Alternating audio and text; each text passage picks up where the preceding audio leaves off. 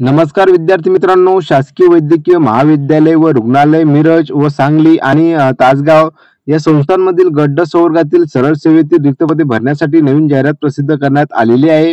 आता बघा, या जाहिरातीची संपूर्ण माहिती आपण आजच्या व्हिडिओमध्ये जाणून घेऊया की यामध्ये शैक्षणिक पात्रता काय लागते, त्यासोबतच कोणकोणत्या पदासाठी किती जागा रिक्त आहेत, संपूर्ण माहिती मी तुम्हाला या व्हिडिओमध्ये देणार आहे.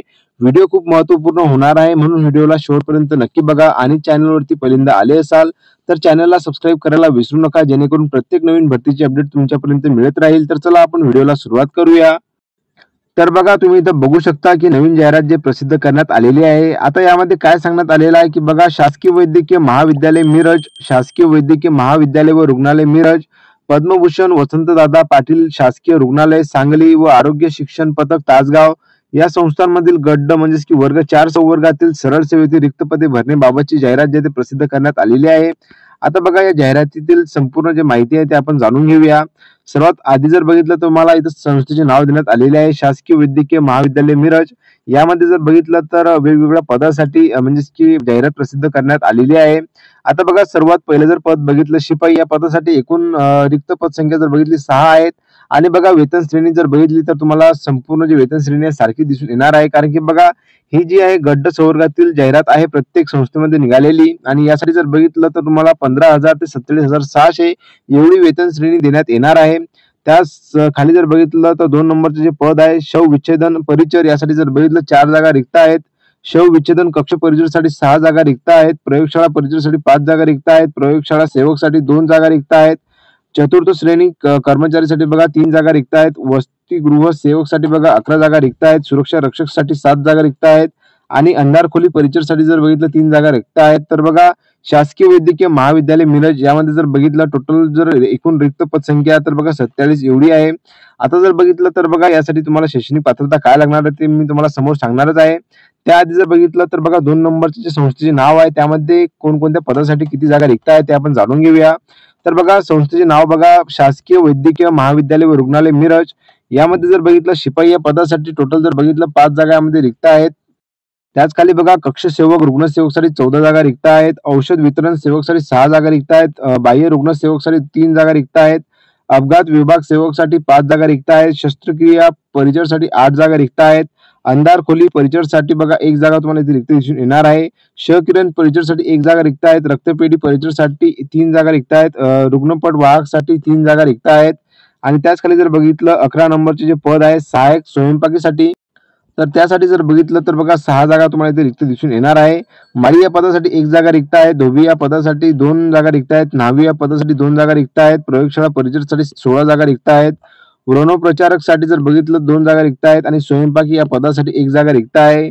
आता बघा, शासकीय वैद्यकीय महाविद्यालय व रुग्णालय मिरज यामध्ये जर बघितलं टोटल 80 पदांसाठी ही जी जाहिरात करण्यात येत आहे. त्याच खाली बघा, संस्थेचे नाव जर बघितलं 3 नंबरचं पद्मभूषण वसंतदादा पाटील शासकीय रुग्णालय सांगली. यामध्ये बघा, पहिलं जे पदनाम आहे कक्ष सेवक, यासाठी टोटल जर बघितलं तर सर्वात जास्त जागा तुम्हाला इथे दिसून येणार, रिक्त 51 जागा रिक्त आहेत. पहारेकरीसाठी 13 जागा रिक्त आहेत. शिपाई या पदासाठी 10 जागा रिक्त आहेत. क्षकिरण सेवकसाठी 6 जागा रिक्त आहेत. आणि 5 नंबरचे जे पद आहे स्वयंपाकी, यासाठी बघा 7 जागा तुम्हाला इथे रिक्त दिसून येणार आहे. बाह्य रुग्ण सेवकसाठी 3 जागा रिक्त आहेत. आणि धोबी या पदासाठी 5 जागा रिक्त आहेत. दवाखाना सेवकसाठी 3 जागा रिक्त आहेत. त्याच खाली बघा, शस्त्रक्रियागार सहाय्यकसाठी जर बघितलं तर 4 जागा रिक्त तुम्हाला इथे दिसून येणार आहे. स्वयंपाकी मदतनीससाठी जर बघितलं 3 जागा रिक्त आहेत. शस्त्रक्रियागार सेवकसाठी 3 जागा रिक्त आहेत. व्रणोपचारकसाठी 4 जागा रिक्त आहेत. आणि जर बघितलं त्याच खाली तर बघा, रक्तपेढी सेवकसाठी तुम्हाला 3 जागामध्ये रिक्त दिसून येणार आहे.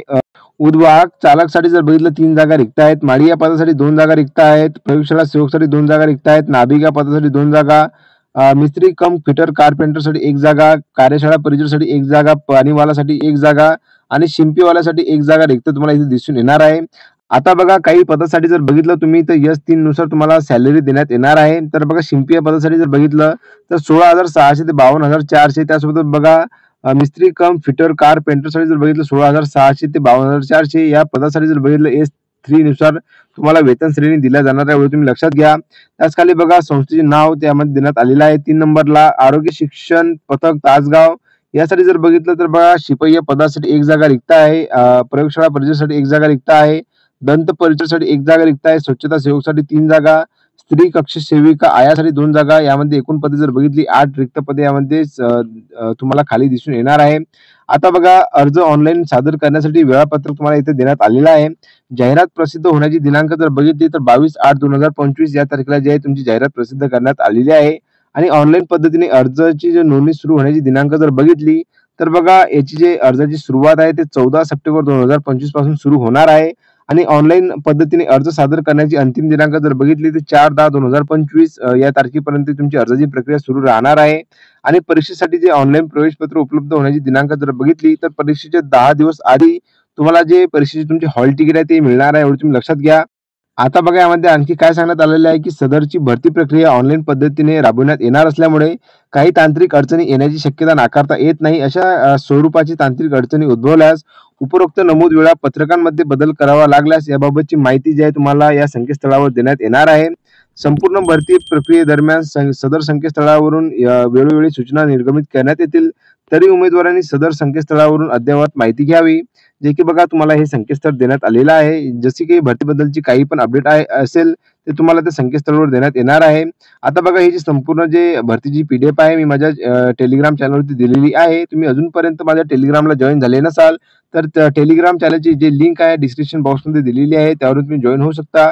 जेणेकरून बघा तुम्हाला प्रत्येक नवीन भरतीची अपडेट सर्वात प्रथम तुम्हाला त्यावरती मिळून जाणार. आता जर बघितलं तर बघा याची एक्झाम कोण घेणार आहे आणि याची शैक्षणिक पात्रता काय लागणार आहे, तर बघा हे जी जाहिरात आहे तुम्हाला शॉर्ट जाहिरात दिसून येणार आहे. याची सविस्तर जाहिरात अजूनपर्यंत आलेली नाही आहे, कारण की बघा यामध्ये तुम्हाला डिटेलमध्ये जर बघितलं एक्झाम सिलेबस बद्दल पण माहिती दिलेली नाही आहे. तर बघा गट संवर्गातील ही भरती असल्यामुळे प्रत्येक पदासाठी जर बघितलं तर तुम्ही इथं बघू शकता. याआधी जर बघितलं तर GMC पुणे, GMC मुंबईसाठी जाहिरात प्रसिद्ध करण्यात आलेली आहे. तुम्ही अजूनपर्यंत त्याच्यासाठी अप्लाय केलेलं नसेल तर अप्लाय करून घ्या, कारण की बघा तारीख खूप जवळ आलेली आहे. आणि त्यामध्ये जर बघितलं तर शैक्षणिक अर्हता तुम्हाला 10वी पास लागणार आहे. म्हणजे की बघा गट संवर्गातील पदभरती असल्यामुळे याला 10वी उत्तीर्ण असणे आवश्यक आहे, एवढे तुम्ही लक्षात घ्या.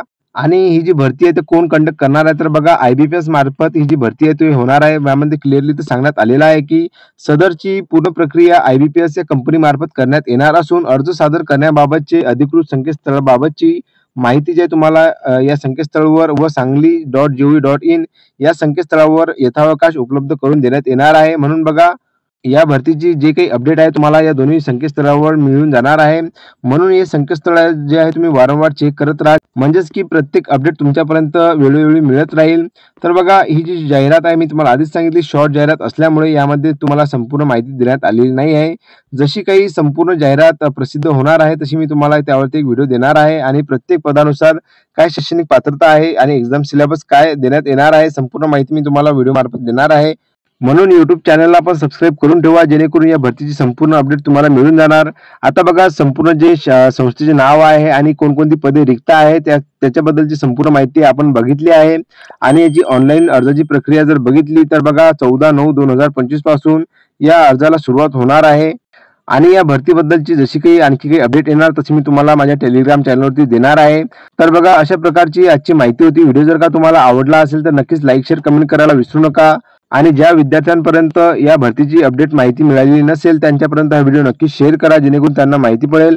आता बघा या भरतीबद्दलची जर बघितली तर तयारी तुम्ही जोरात सुरू ठेवा. ज्या विद्यार्थ्यांना अप्लाय करायचं असेल त्यांनी आतापासून जे आहे ते तयारीला लागून जा.